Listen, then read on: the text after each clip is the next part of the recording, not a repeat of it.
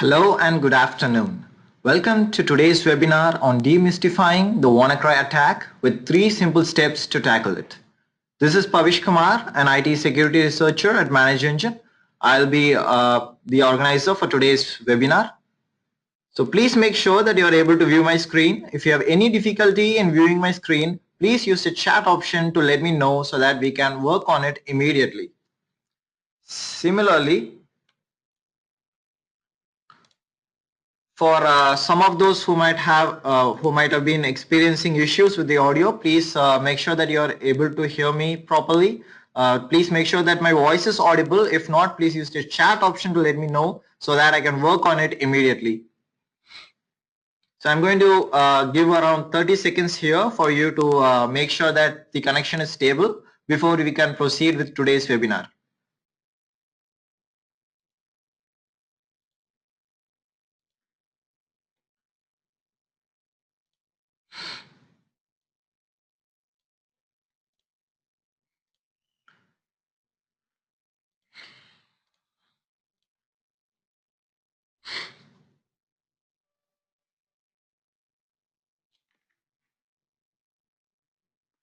Yes, I hope my voice is audible and all of you are able to view my screen properly. So if in case you experience any difficulty in between the session, please make sure that you can use the chat option to let us know then and there.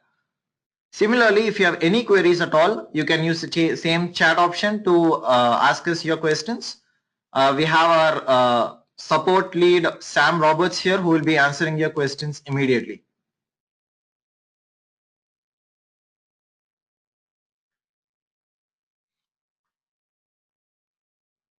We can now proceed with the webinar. This is the agenda for today's webinar. So initially we are going to learn all about WannaCry, how WannaCry began and how it proliferates. We are going to receive 3 simple steps to tackle the attack that WannaCry causes and how ManageEngine can help you deal with a WannaCry attack.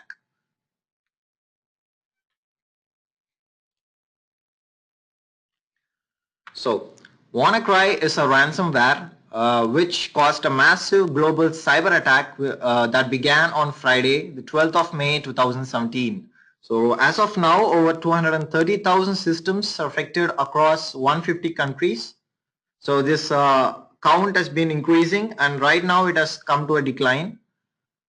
NHS, Telefonica and Renault were some of the major organizations that were affected by WannaCry, and the WannaCry ransomware spread by exploiting a vulnerability in Windows. So this is how WannaCry proliferates. So the source of WannaCry is still unknown. Most researchers think that it might have started out as a phishing email, but the source has not been confirmed yet, and it is still unknown. So the ransomware spreads through a Windows vulnerability, which is called MS17010. So this actually spread through companies that ran outdated version of Windows, mostly Windows XP, Windows 7. So let us look into detail what MS17010 means. So it is a vulnerability in Microsoft's implementation of SMB protocol. SMB here stands for server message blocks, which is the basic block of every network share that you use on your network. So it is your Windows share protocol, which is used for sharing your Windows disks, Windows drives, and printers. So this is the building block of all the shares on your Windows network. So there was a vulnerability in this specific implementation of the protocol, which was the cause for the spread of WannaCry. So even though Microsoft was fast enough to release a security patch with the critical advisory 2 months ago, the ransomware still seemed to spread without any issues due to companies that ran outdated versions of Windows. This is the attack pattern of WannaCry. So initially, let us see how WannaCry attacks your computer before we move on to how to prevent such an attack from happening. So as I said, if you have any questions in between, you can use the chat option to let us know immediately so that I can explain that over the session itself. And if by any chance your queries go unanswered, you can be assured that at the end of today's session, I'll be sending you emails regarding your queries. So if you have any issues with audio, please let us know. So I've seen some of you are facing issues with audio. I'm going to give you a 30-second delay. Please make sure that you can hear me properly and use a hand raise option to let me know. So a few of our attendees have come up with an issue saying that the audio, they are experiencing difficulties with the audio. So I'm going to pause here for 30 seconds. So please make sure that you are able to hear me properly and use the hand raise option to let me know. So for those of you who have informed us that you are not able to hear the voice, please use the hand raise option to let me know. So I'm seeing around 4 to 5 of our attendees with the same issue. So I'm asking those attendees to use the hand raise option so that we can go there immediately. Yes, so I guess the audio issue has been fixed right now. Yes, so let us see WannaCry's attack pattern before we move on with how to prevent such an attack from happening. So if any attack, be it a ransomware attack or a malware attack, the first step is to always analyze the pattern of the attack. So once we understand the pattern of the attack, it is fairly very simple to stop such an attack from happening, or if there has been damage on a network, we can easily identify what are the damaged computers on your network, how far the damage has reached throughout your network, and what are the essential steps that you can take from that point forward. So this is the initial attack pattern of WannaCry. So WannaCry, once it enters into your system, it installs itself as a service. So the name of that service is MSSEC SVC 2.0. So this is the name of the service that WannaCry installs itself as. So once the service gets installed and the service begins, it creates a process called task.sche.exe. So I'll be explaining what these processes and service do. And some of you have some of you are facing issues with viewing my screen. So I've verified my network once again. Seems that most of you are able to hear me and view my screen properly. For those of you who are experiencing difficulty, the issue might be on your network, but you can be assured that at the end of the webinar today, we will still be able to send you the recorded video to you. So if you are facing such issues, please let us know so that we'll be mailing you the recorded video and audio. So once the service starts, what WannaCry does is it queries a non-existent domain. So the reason for this is in order to identify whether WannaCry is running in a sandboxed environment. So this is a clever method to identify whether someone is trying to research and find the working of the ransomware. So if such an environment is found, WannaCry does not start. But if such an environment is not found, which is obvious, WannaCry starts and it starts to encrypt all your files on the network and scans for all SMB open ports and spreads throughout the network. So the reason why that method was not that clever is because the unidentified, random domain was actually a kill switch for the ransomware virus for WannaCry. So this has been a static domain which was found by a security researcher and immediately sinkholed in order to prevent WannaCry from moving forward. But this, is just a way to slow down WannaCry, and we cannot be completely assured that WannaCry will not spread, because most of you would have firewalls on your network blocking such domain queries. So in that case, WannaCry will not be able to query that specific domain and get a success result, and it might start spreading over your network. So let me just explain the entire working of the malware using this flowchart here.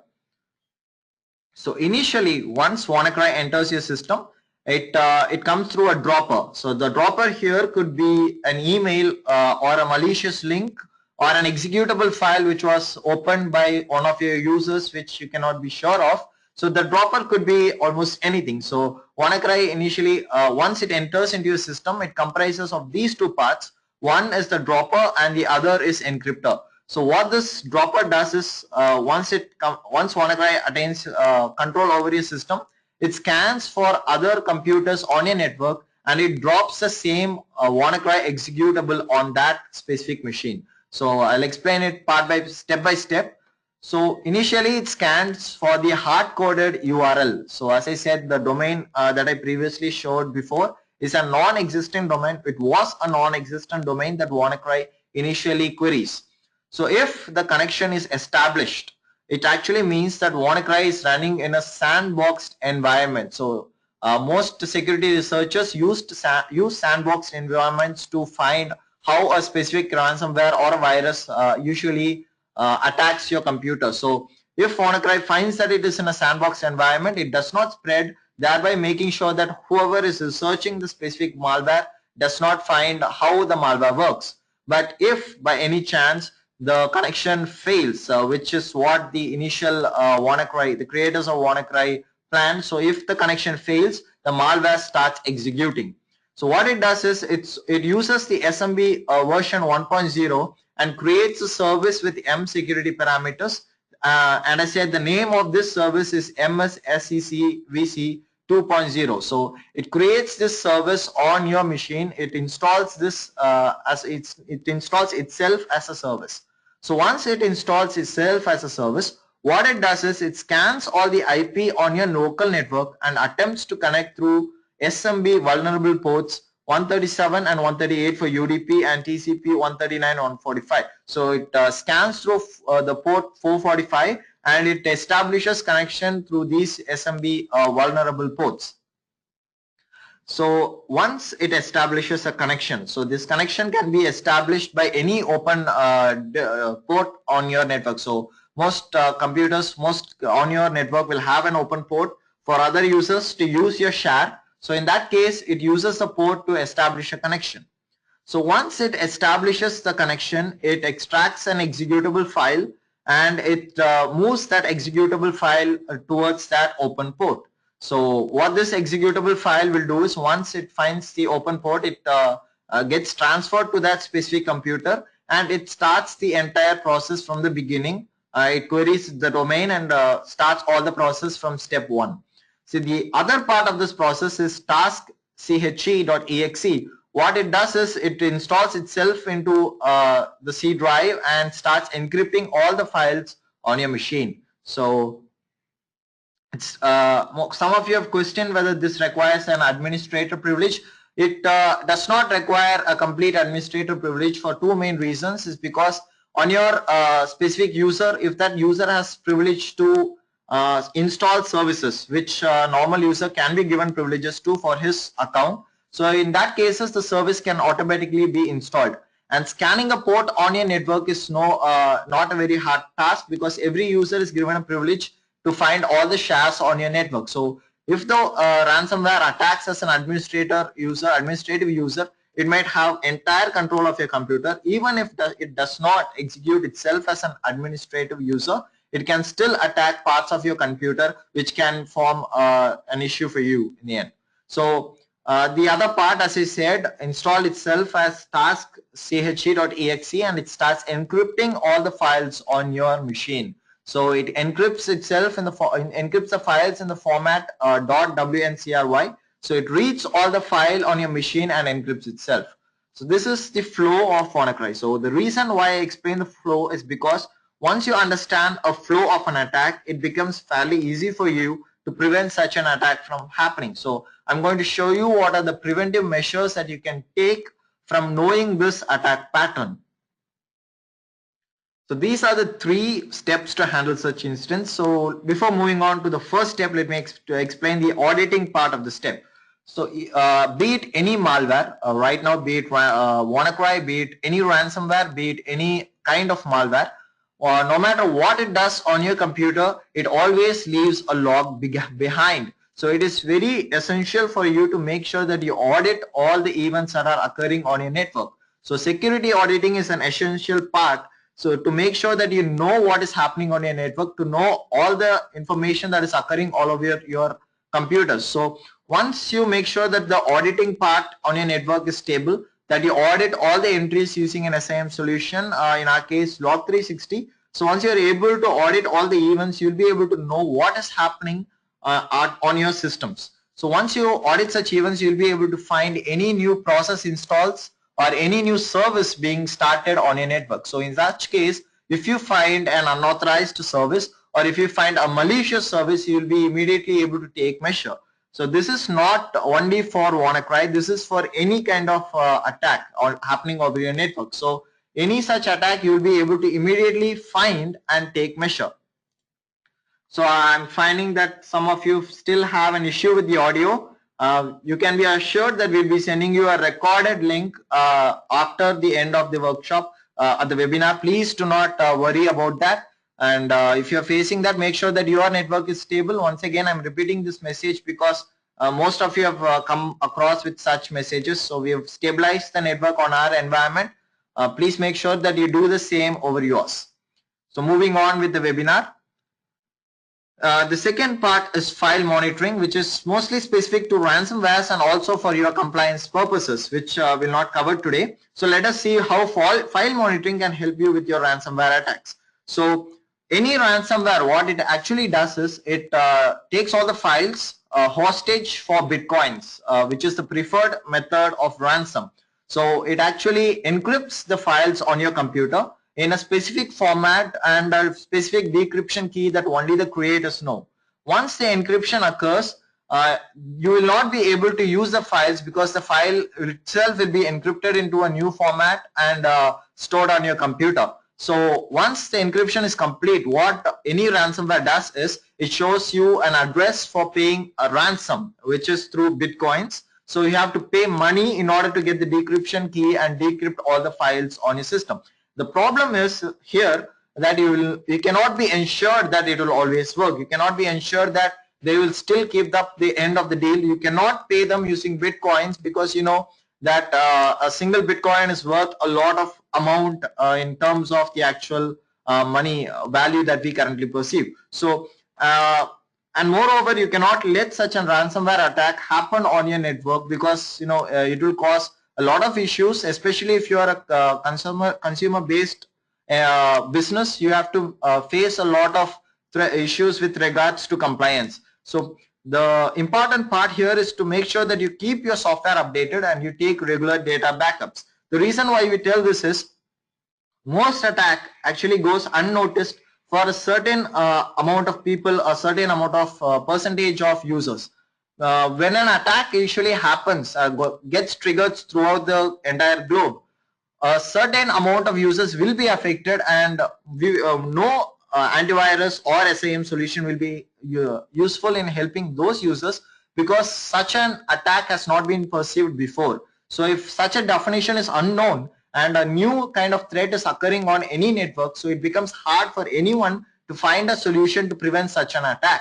We can, however, as I said, audit the machines on your network, but we cannot be sure that no machine will be affected. So there might be a chance that at least one machine on your network gets affected and you will be able to save all the other machines, but the chance of getting affected is fairly possible. So you have to make sure that you keep your software updated and take regular data backups of all your critical files and folders.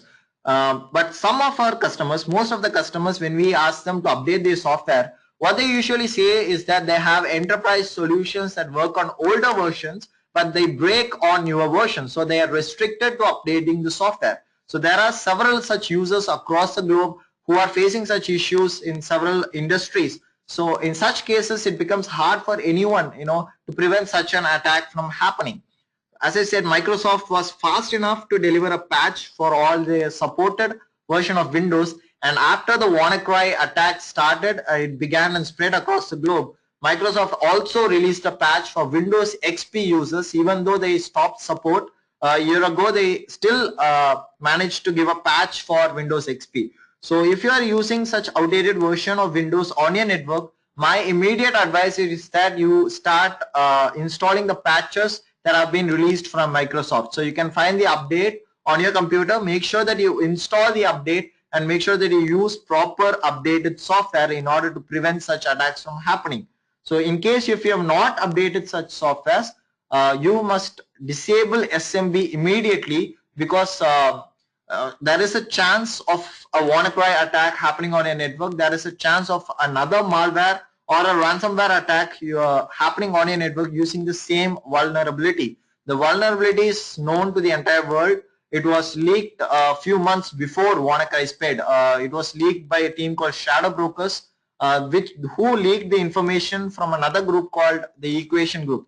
So they leaked a list of vulnerabilities in Windows and in other environments as well. So there are a number of vulnerabilities which are now known to the entire world. So it is essential for you to make sure that you apply the patches immediately to stop any such attack from happening in the future. So I'm going to now move on to the part where how you can use Log360 to help you mitigate such attacks. So we are going to see three essential parts here. So we're going to figure out how to find an ongoing attack using alerting mechanism that is present by default in Log360. So we're going to know how to manage such incidents. We're going to see accountability in detail. So in your network, if such attack happens, it is essential for someone to be accountable for such an attack or an alert and take proper measures. So that is how most organizations function. So when an incident occurs, you'll have to make sure that you account it to certain users or certain administrators on your network and make sure that the threat is mitigated.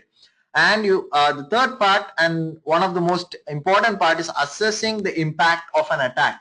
See, most solutions, we cannot be sure that they are always reactive. There is a chance, as I said, for at least one such computer to be attacked on your network. So in that case, you have to make sure that you know how far the attack has spread throughout your network, and you have to assess the impact of that attack. So we're going to see all these three. You're going to see how we can perform all these three different actions using Log360. So up until now, if you have any queries, please use the chat option to let me know before I move on with the next part of the webinar, where I show you how to perform such mitigations using Log360. So please use the chat option to let us know if you have any queries, or use the hand raise options if you're ready to move on with the next part of the webinar. So I'm going to give you a 10-second delay here.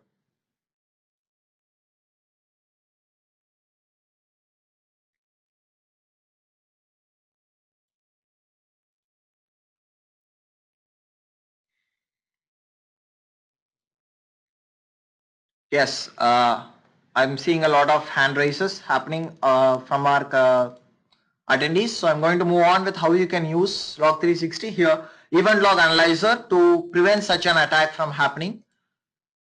So this is my event log analyzer installation. So I initially had a WannaCry attack happening on a sandbox environment. So I had to simulate such an actual attack happening on a sandbox environment, and I used my Log360 installation to analyze the attack to find the attack pattern. So I have all the logs here. I'm going to show you all the three steps involved in mitigating such an attack.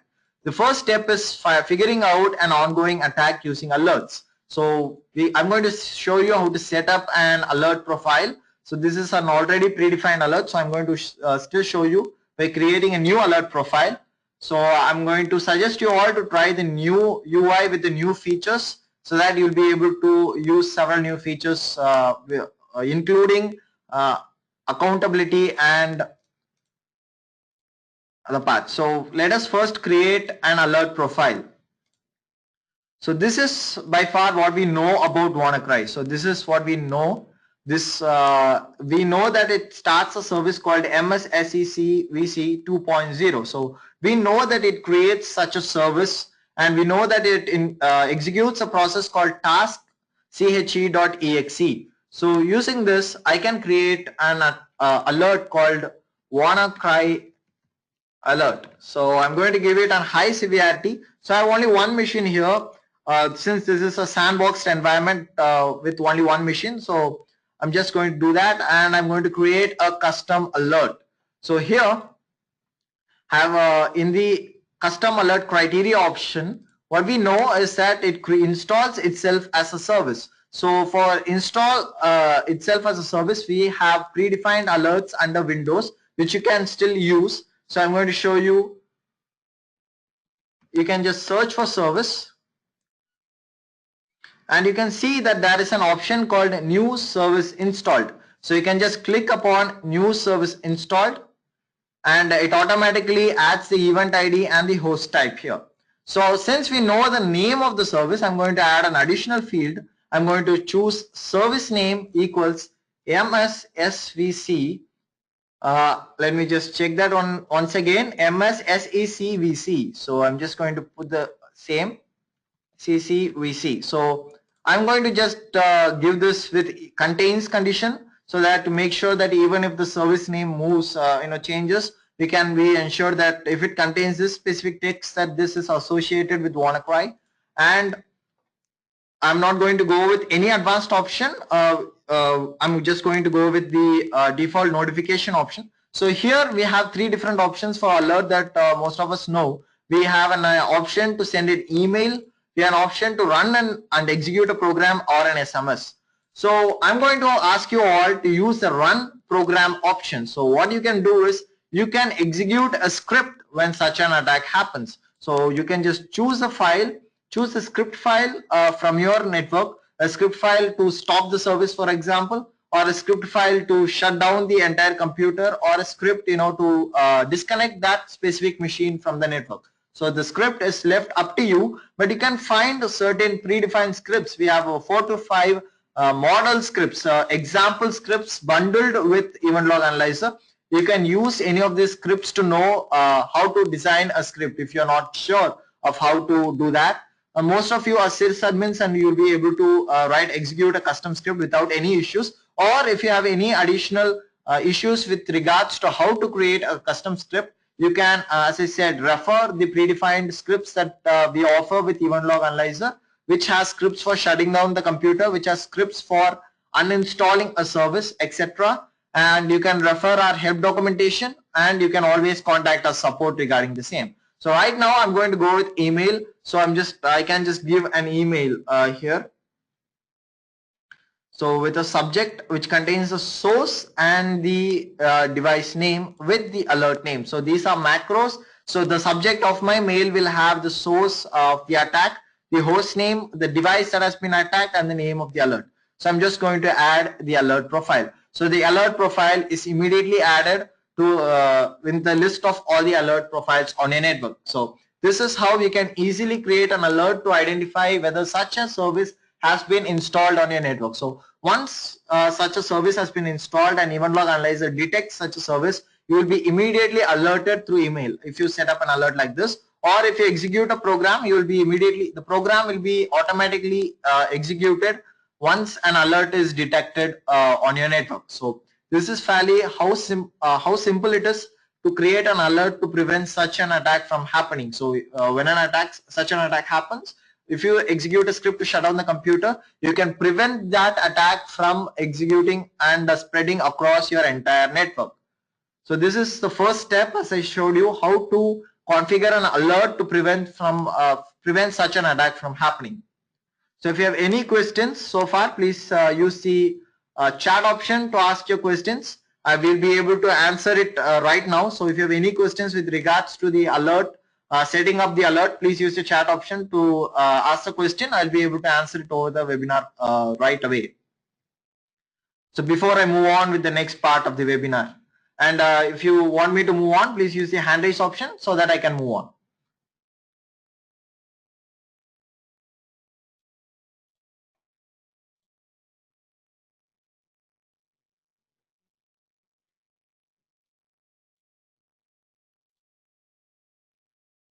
Yes, I'm seeing that most of the attendees have used the hand raise option. So I'm sure that you're clear in how to set up an alert profile. It's fairly very simple. So all you need to do is select one of the predefined alert profile and choose the name of the service, and that will install it as a service.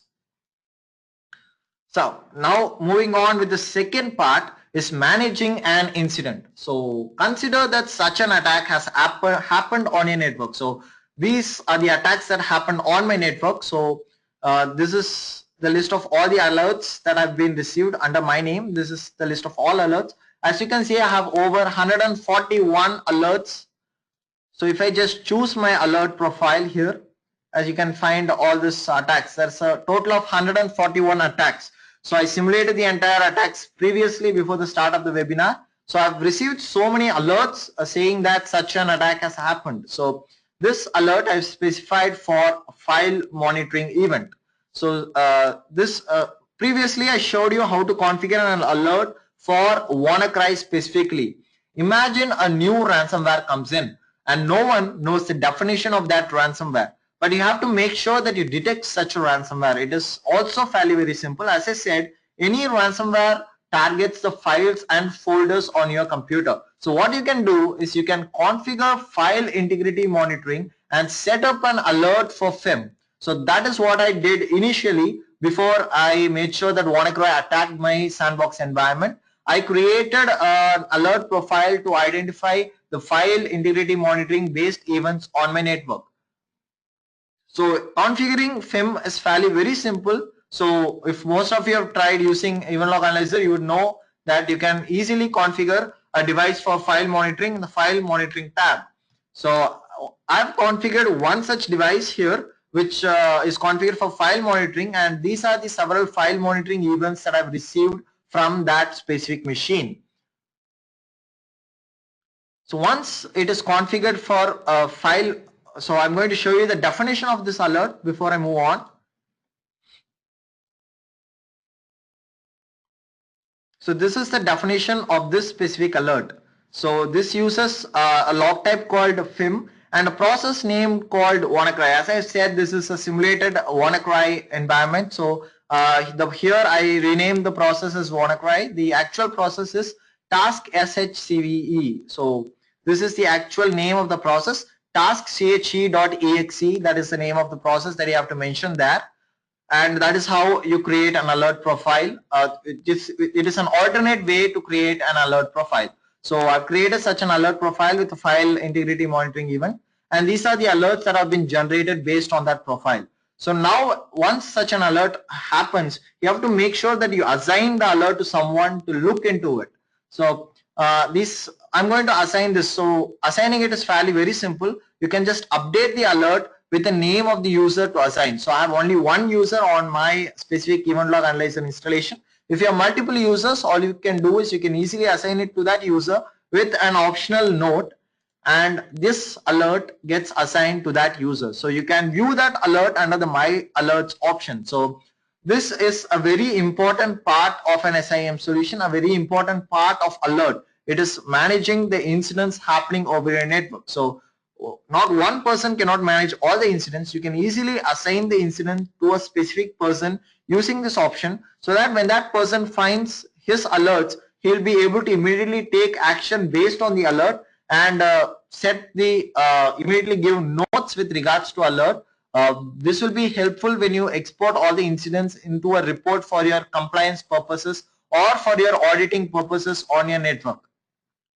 And they can choose the status of whether the action for the alert is open or closed, or whether it is in progress. So this is something that is very useful, especially when it comes to managing when an incident actually happens on your network.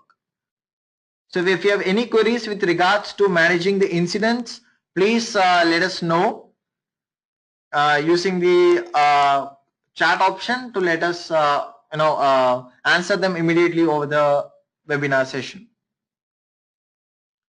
So this is part 2 of how to manage such an incident on your network. So you can assign it to someone and they can take care of it based on that alert profile.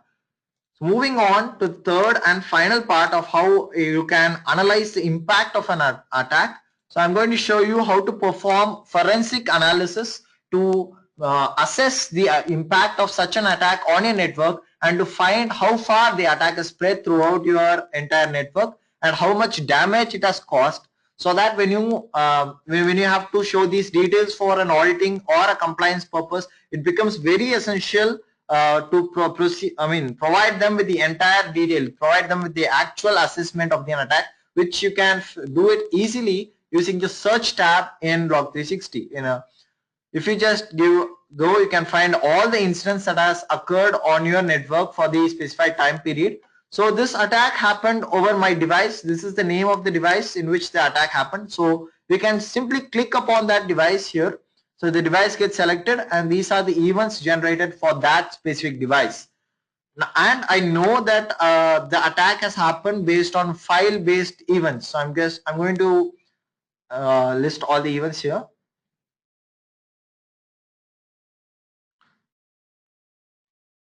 and based on the different event IDs available, so you can find these are the number of events that has occurred over my network.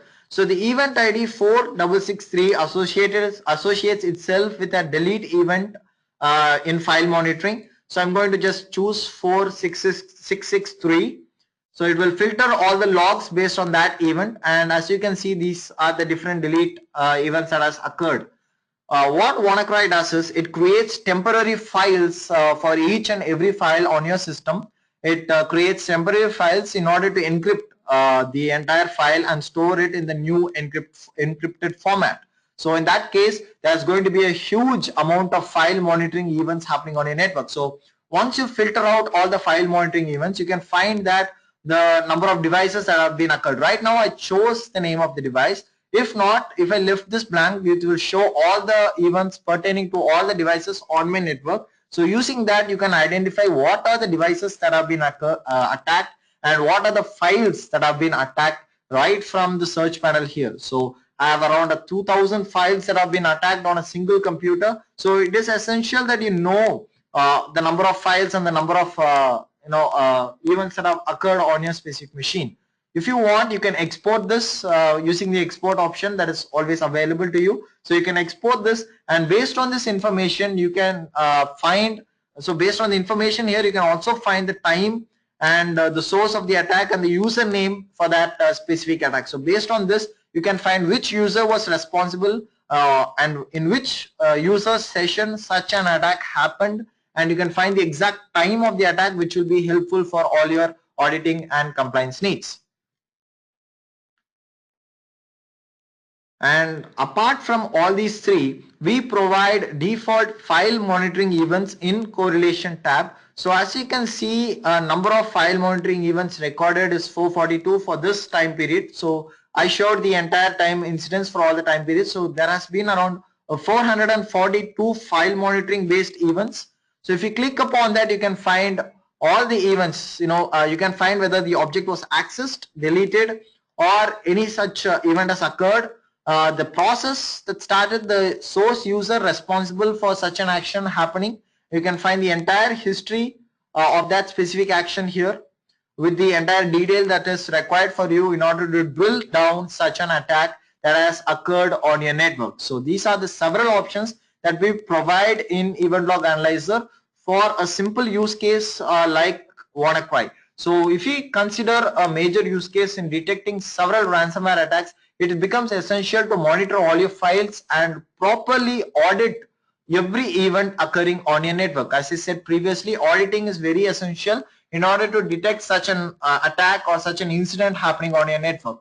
So in that case, Log360 helps you generate reports based on all the events that has occurred. So and you can also configure alerts for unknown processes. If you have a set of processes that you always use and you are sure that those are the only processes that you use, you can simply create an alert profile specifying all the process that you use, and specifying any process that does not contain the name of such a process on your specific machine. So you can perform such alerts. I'm just giving you examples as in how to configure alerts for such ransomware attacks using Event Log Analyzer. So these are the three parts on how Log360 can easily help you in such an environment or in such an attack when it occurs over your network. So if you have any queries up until now based on these, please use the chat option, as I said, to let me know so that I will be able to answer the queries immediately. So I have some of the questions that I would like to answer. So some of you have asked how to configure file integrity monitoring. It is fairly very simple. I have already configured a file integrity monitoring here, so I didn't mention how to do the same. So for those of you who have not configured it, you can find the file monitoring tab here on the dashboard, and in the file monitoring tab, if no file monitoring event is present, you can find there will be an option to add a file monitoring event. So you can either do this here or you can do that in the settings tab. I believe that we've sent the details over the chat itself. So in the settings, under admin settings, you can find the agents that has been installed on the device. So you can configure an agent for file monitoring, and you can configure file monitoring for the specific and critical file and folder subsystems on your network. So some of you have questioned the usage of firewall for such incidents from happening. Well, I'm afraid that your firewall cannot always help with such an access, because you say you can block the specific ports, but then you will not be able to use the shares on your Windows machines. So make sure that you understand this completely. SMB is a protocol which is used by Microsoft to access all the shares on your network. So it is a very critical building block on your Windows subsystem. If you disable SMB, you will not be able to access the shares using SMB. So there are several versions of SMB. Microsoft recommends disabling SMB version 1.0 and 2.0 for the course of WannaCry attack. But if you disable and stop the port entirely, you will not be able to use the shares on your network. So that is where you come into such a situation. That is where it is essential for you to update the system or install the patches. So even if you are running in an outdated version of your machine, please make sure that you visit Microsoft's website or use the same update option available on your specific machine to install the latest patches immediately. So that is the only way that you can prevent such an attack from happening. So if you have any further queries, if by any chance some of your queries went unanswered, we will be sending you mails regarding all your queries. Or if you require further help in configuring such alerts, you can reach our support. We will be able to guide you over a remote session on how to configure such an alert, or how to help you. Will help you regarding such default alert profiles on your network. So you can be ensured that we will be sending you mails for all your queries. So as of now, we had a short session on how WannaCry works and how you can easily set an alert based on WannaCry, based on such an attack on your network. So this is the reason why you should know when an attack happens, or when a certain incident is occurring all over the globe. This is the very reason why you should know about such an incident and learn about such a target malware. So as I said here, it was WannaCry. So once you know the attack pattern of WannaCry, it becomes easy for you to set an alert in event log analyzer to make sure that it does not attack your network. Similarly, when such a security incident happens across the globe somewhere, you have to make sure that you analyze, you understand what incidents are occurring. You can easily find the sources online, and you can even find that in Manage Engines blogs. If you follow them, you will be able to find such incidents, and you will be able to find the how to prevent such incidents using Log 360. So you can find those on a blogs with regular updates. So once you understand the pattern of such attacks, you will be easily able to configure an alert, or you'll be able to assess whether such an attack has happened on your network before you configure such an attack using the predefined search option and forensic analysis. So right now, if you have any queries, you can ask. I'm going to be here for another 5 minutes. I'll be answering all your queries. So if you, as I said earlier, if by any chance your query goes unanswered, you can be assured we'll be sending you mails regarding the same. So at the end of the webinar, you'll be presented with the feedback form. Please make sure that you fill the feedback form with both your positive and negative comments. And if you require any further information on such attacks or anything at all, please make sure that you mention that in the feedback. So we take the feedback seriously, and we'll be able to now help you, assist you with future webinars focusing on your feedback. Yes, some of you have asked us to share the email of our contact. So I hope Sam will be sharing that over chat, so you'll be able to find the email address. So I'm just going to specify the email address that you can use over chat. So the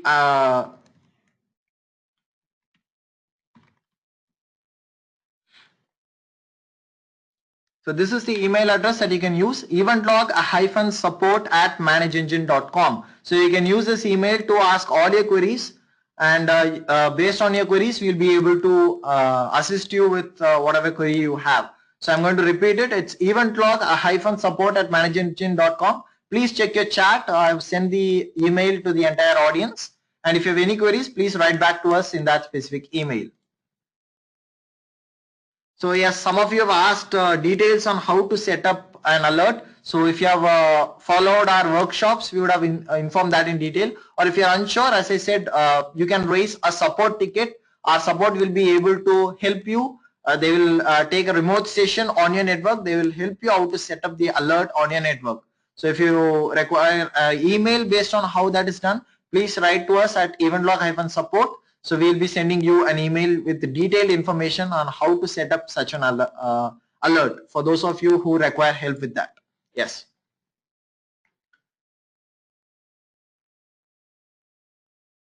So I guess that these are the questions that I've, yes, I guess most of you, I've answered most of your questions. And for those who have your questions unanswered, you can feel free. We'll send you an email. And those who require a recording of this webinar, don't worry, we'll be sending you an email with the link with the recorded webinar session. So you can always use that link to view this webinar if you have faced any difficulties in between the webinar. So the recording will be available at the end of the day today, or at most it will be available tomorrow. So once it is available online, we'll be sending you the link. So you need not worry about that. So some of you asked how the SMB protocol use the exe file. So that is the vulnerability in Windows. So initially I told it was MS17010. So that is the name of that vulnerability. So that is a vulnerability in the SMB protocol in Microsoft's implementation itself. So the hackers use that vulnerability to create such a malware to inject and a remote code execution to in order to perform a remote code execution to transfer an exe file through the network and install it there. So that is how the attack spreads. So I mentioned that previously. So if you require further details, we'll be sending that over mail. Thank you. With that, we have come to the end. Thank you all for joining us. Please make sure that you give your feedback once again. Thank you very much.